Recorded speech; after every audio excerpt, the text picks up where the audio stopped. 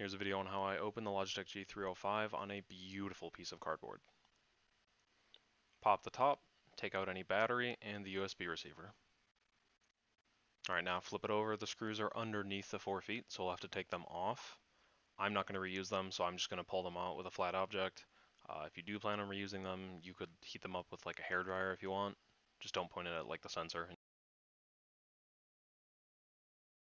Unscrew all 4.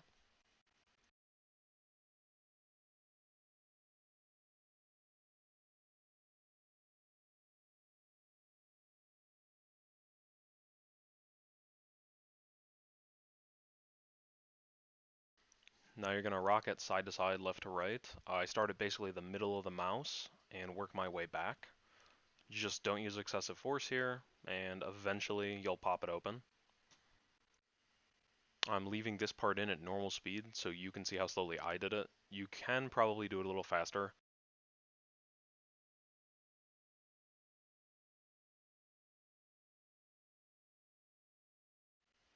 Once you open it up, we're going to undo the 4 PCB screws and then the 1 side button PCB screw.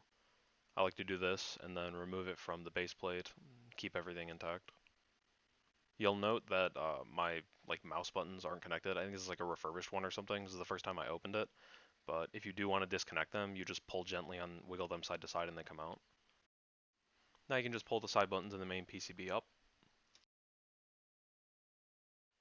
For sake of ease, I'm removing the battery connector here. Just put a little pressure inward and then pull side to side and up. The on-off switch will probably fall off anyway, so I'm just going to pull it off now. Now we've got to undo these 3 battery holder screws. The top 2 are like kind of deep, so you might need to shine a flashlight or something to see them if you're really not finding them.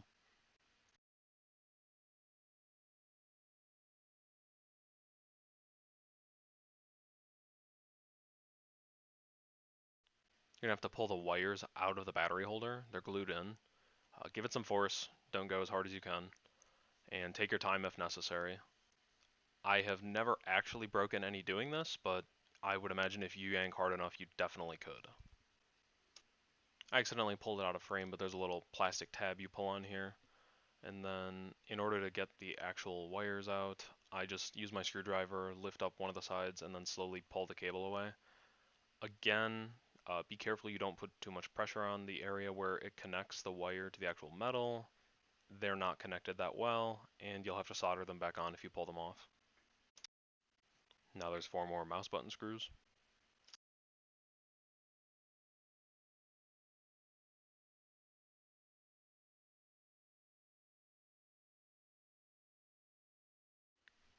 Pull up and forward at the front of the mouse buttons and slide them out.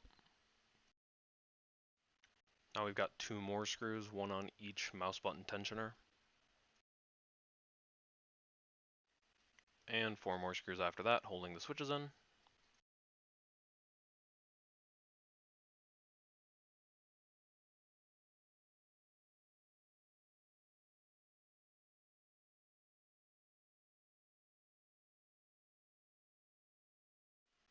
Same deal as before, they're glued in, pull them out.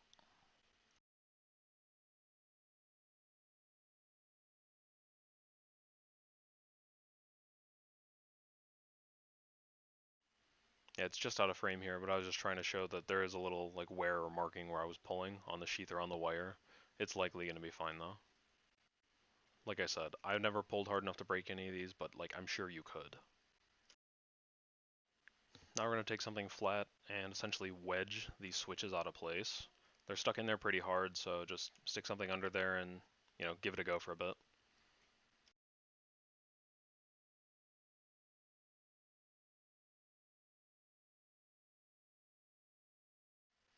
Now just slide them out after they're unwedged, and you're done.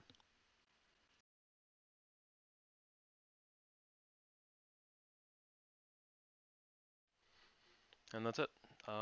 Like if it was helpful, comment if you have any issues or anything like that.